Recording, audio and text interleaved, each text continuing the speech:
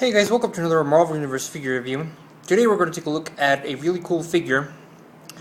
I'm talking about none other than Mysterio. Now, I'll give you a look at the packaging, which he comes in.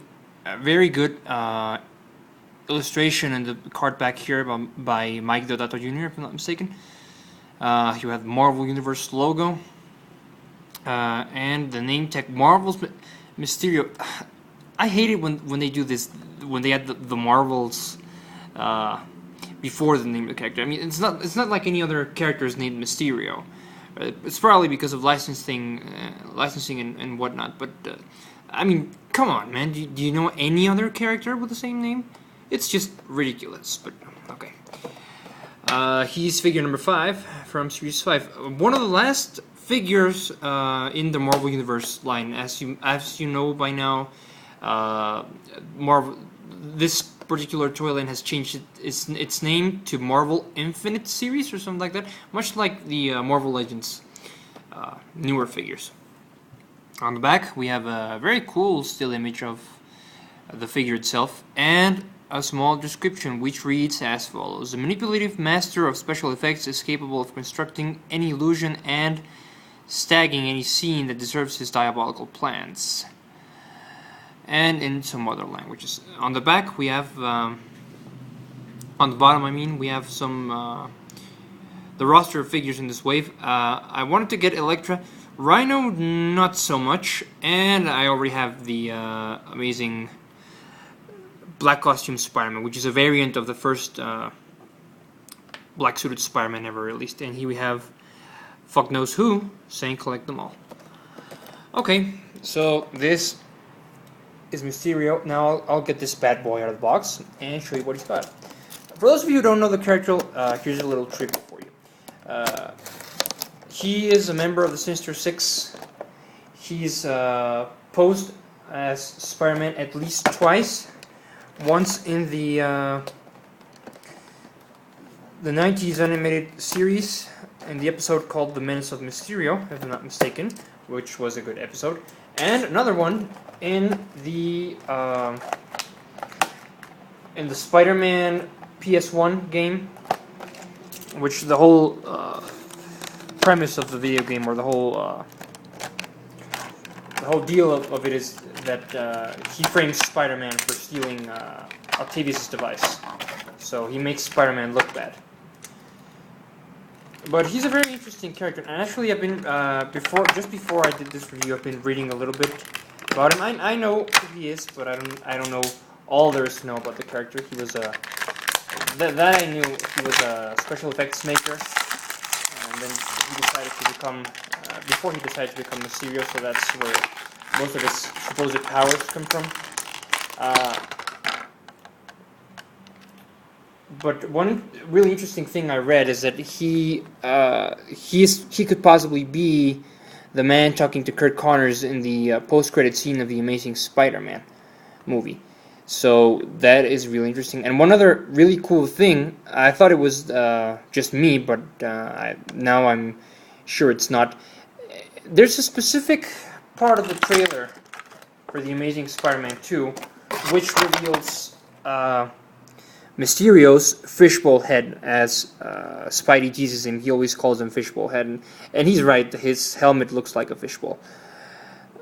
So here's Mysterio in all his glory, or Quentin Beck, as his alter ego. Really, really cool figure. He shares the Cyclops mold, which I think has been reused time and time again. I don't mind them reusing sculpts and molds as long as they do them right. And in this case, they have done a very, very good job. I love the gauntlets in here, the gold in the gloves and boots, and the detailing in the eyes here. Now, one particular trait about the Spider-Man villains, most of them seem to like the color green. If you pay attention to the Spider-Man Rogues Gallery, most of their villains are green. So the Green Goblin, the Lizard is green, Mysterio is green and purple. The Vulture in some of the comic books or depictions is green. The Scorpion is green, and many others that I can't mention right now because I don't have the time. But like I said, the figure looks really, really cool. in scale with a 3 3/4 inch. The cape looks awesome, textured and whatnot. It's actually lighter than the camera shows. It's made out of a light purplish material, but it's got some texture all around the cape, so it makes it look more realistic. And it's kind of translucent on the bottom, so it's awesome. It does no display stand this time, but it doesn't really need it because the figure stands up pretty well. Now, one really interesting thing I noticed about this figure, and I think it's the coolest thing, you can actually remove the fishbowl head and the helmet and the cape. Sorry. And this reveals a generic character, but I'm gonna get to that in a minute. Here's a look at Mysterio's cape without the rest of his body, which looks really, really awesome. The helmet looks like pearlish white. It looks like he has a pearlish white paint scheme all over the helmet. It looks really, really cool, given the proper lighting to it. It looks awesome. Definitely looks like Mysterio jumped out of the cartoon or the comic books to the real world.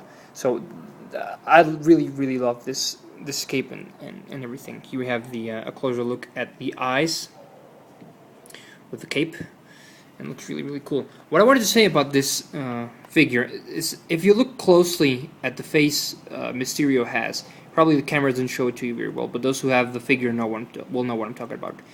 The face looks an awful lot like the Chameleon's face.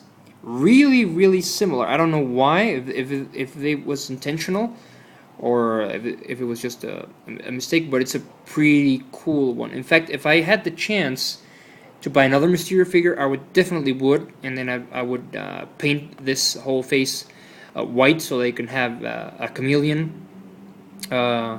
figure. You can customize it any way you want, add it to another body and whatever. So really, really cool feature there.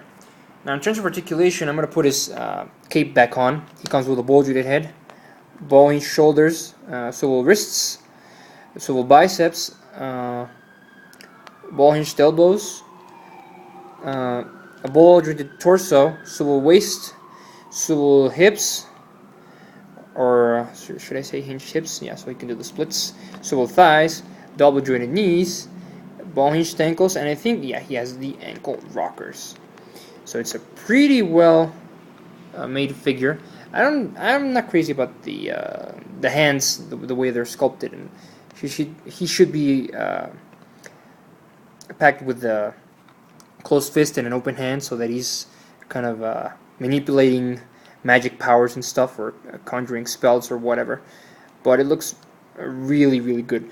Unfortunately, I didn't bring a Spider-Man figure to compare them, or to put them side to side, but you get the general idea. My thoughts: this is a definitely great figure. One of the best figures Hasbro has produced over the years. Sorry about that. So you should definitely buy it if you can find it. You won't regret it, especially if you're a Spider-Man fan, such as myself.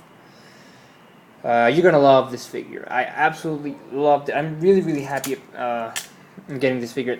Like I said, if I have the chance, I'll get another one. So don't hesitate, go buy it if you can find it. Thanks for watching this review, guys. I hope you enjoyed it.